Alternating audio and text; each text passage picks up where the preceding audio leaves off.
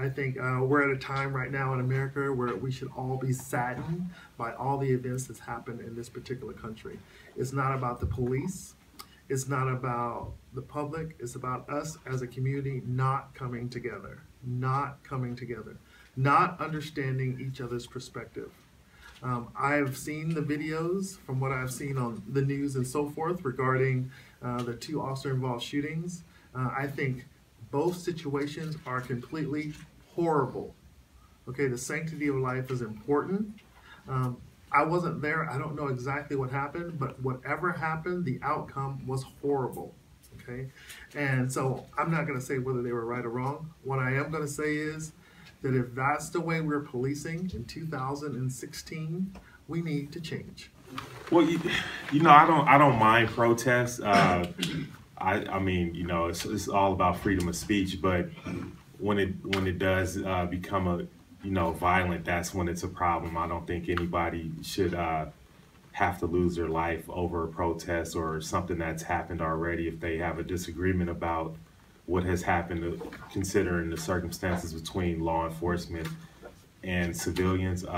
But if people are willing to protest in a nonviolent manner, I'm all okay for it. But it doesn't make a change if you tear up the city or your neighborhood or something escalates to where violence is necessary. Minnesota. Mm-hmm. So what I have explained to people in the last week or so is that with those particular situations, I think that they are very devastating. You know, someone has lost their lives or numerous people have lost their lives. But you have to understand too, we're in San Francisco, so I only know the policies and procedures that pertain to my department. I don't really know the policies and procedures and if they violated any or if they were within policies pertaining to the videos that we've seen. And then also you have to understand too, the videos that we've seen have only been a portion of what actually happened and I wasn't there. So it's hard for me to determine, you know, there's no side that I've decided to be on because I can't do that if I wasn't there. All I can really go off is watching a video, and that's a short amount of time of exactly the whole totality of what happened.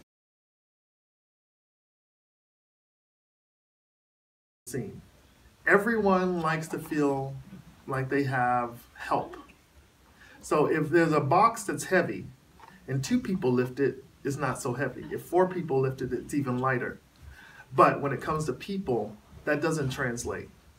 I think there should be enough officers around for a contingency in case something happens, but we're trained to always be involved. It's hard for us to step back and just let maybe 2 or 3 officers, which may be what's needed, do what they need to do. Well, the thing is, from my experience on patrol again, everybody, well, not everybody, but either 2 or 1 neighboring station, they're hearing the same radio call. So a lot of times we're getting 3rd and 4th party information.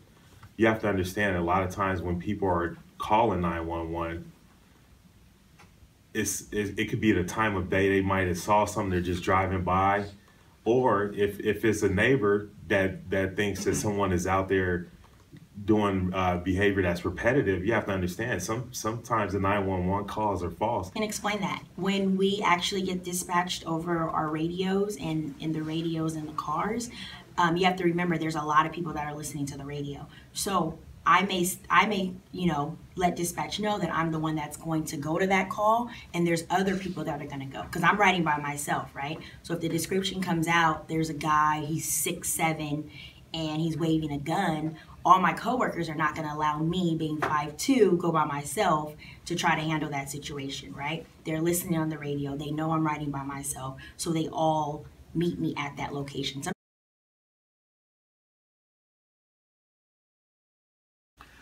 It depends on the situation. When you say excessive force and small crimes, I don't know how to relate those together.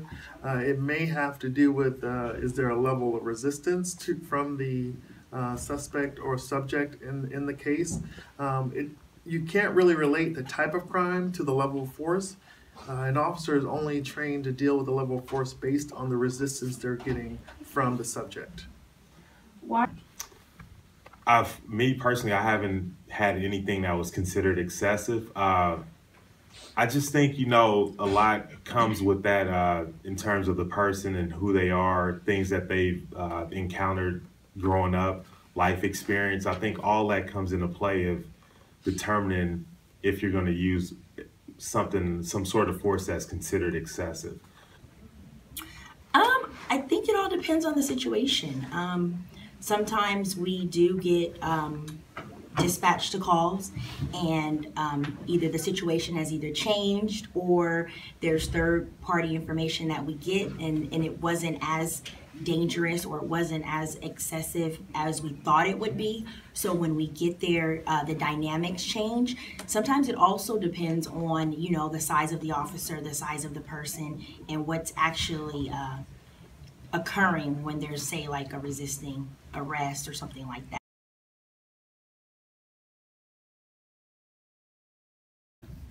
I feel like it's a good thing to have police officers in communities, but I'm concerned on how they use excessive force when it's not needed. Why? I think police officers are, for the most part, they're supposed to do their job, but we see a lot of bad police officers that are reckless and they just kill whoever. So I think that it's a bad rap for them right now.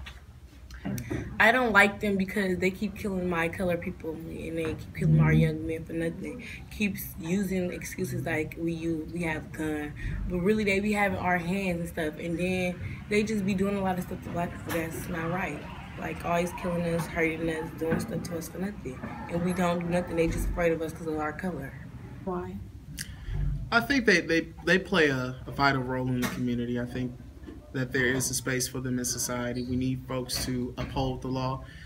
But I also think that in recent years and in the past too, I mean, you even see in Oakland, besides the killings of unarmed black men, you do have police live in this corrupt culture in some departments.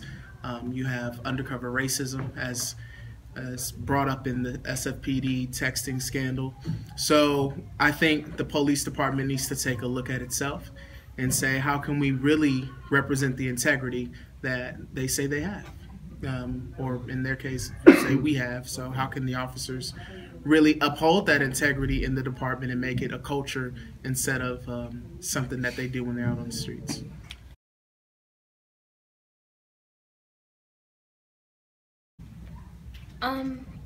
One time, honestly, I felt harassed. I didn't do anything at all, and the police was just asking me questions and like checking on me and seeing if I had something on me. Yeah, I was in the Uber, and then they stopped the Uber, and they're like yelling at all of us, "You guys went the wrong way," and they're like holding on to their little tasers and stuff, and we're just in the car like, "What are you doing?"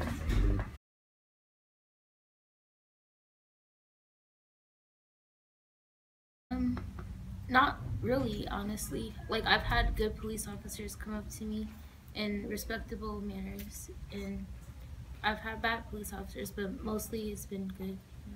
But you? No, I don't even care. I don't like them. I don't trust them. Every time I see them, I mug them. Like I got something smart to say. It's like always something. Every time I see them, I just don't like them at all, whether you're nice or not.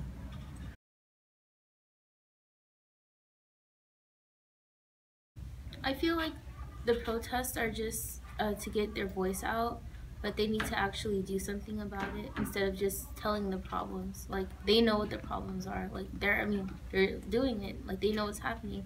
They need to know like what a solution will be. Change. I think a protest in front of like the White House would probably bring a lot of spotlight, but the protests in areas where they just stop traffic, they might have change for just the moment, but we need something more, probably in front of like senators and things like that, just to get the attention. I think there has to be some solid policy goals behind it. There has to be some laws that come out of it. There has to be some organizing with elected officials to really make these protests effective. You look at Dr. Martin Luther King and the Civil Rights Movement. They were only effective because they actually had policy that they were trying to advocate for. You have to be in these buildings, in these city halls, and these city departments advocating for those policies to make the police department a better institution, just like we want any government institution to be.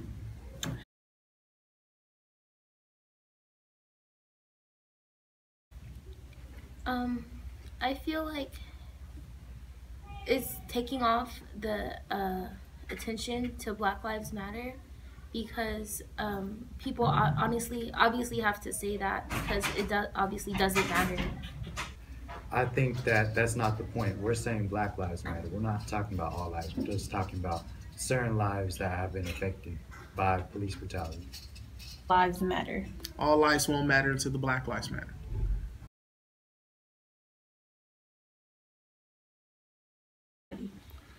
I think we must come together. I think we understand. I know as a person of color, you have to understand what the other side's thinking. What are officers thinking? What is a white person thinking? What is an Asian person thinking? You got to think about that. You got to think as a group globally about how the world is.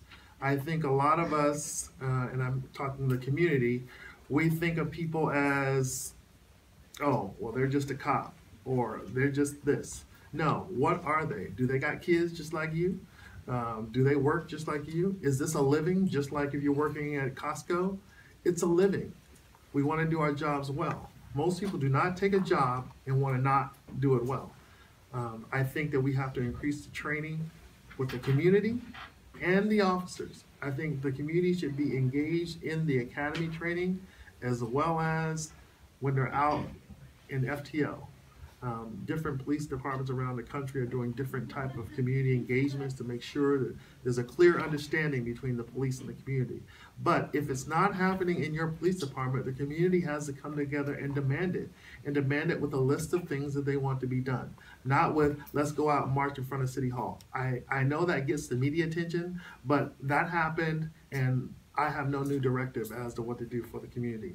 If you want a list, say, you get 5 people together and say, hey, it would be great if we would do this, this, and this, and send it to the chief of police, send it to the mayor, and see what happens. And if you don't hear within a week, you send them another letter, and you just keep going until you see the change that you want to happen. This here, having an open forum to where police officers are willing to answer the questions that you present. I'm open to it all the time. Whenever any of you in here want to talk to me one-on-one, I'm all for it. I think that's a big part of establishing a rapport. Also, Officer Bundy and I, we've been trying to go to local churches and sit through the sermons. They allow us to talk for about 5 or 10 minutes prior to the sermon, and then we'll sit through the whole service and then meet with the congregation afterwards. I think things like that, stopping by the local barbershops, nail salons, things in the community, to say, hey, I'm Officer Levy, I'm working the foot beat over here, here's my card, non-emergency, you can call me on this number directly versus calling 911. I think working together, that means law enforcement, digging deep, working together. I think the communities working together within ourselves and, with law enforcement. I think law enforcement needs to be out there more doing positive things. That way, when things like this arise, they can look at all the positive aspects that some of the officers have done and not just look at that particular situation. Have a big meeting, everybody in the community that got something to say, do the little stand, you say what you gotta say, you tell them how you feel, and they should make us vote on, what should be done, the rules and stuff, switch the police rules up, and we should vote on that. And make it genuine, make it authentic, don't just come in your badge because your lieutenant or your captain is telling you to go to this community event. Make it something that you want to do. Have a passion for the community just as much as you want the community to have a passion for the police department.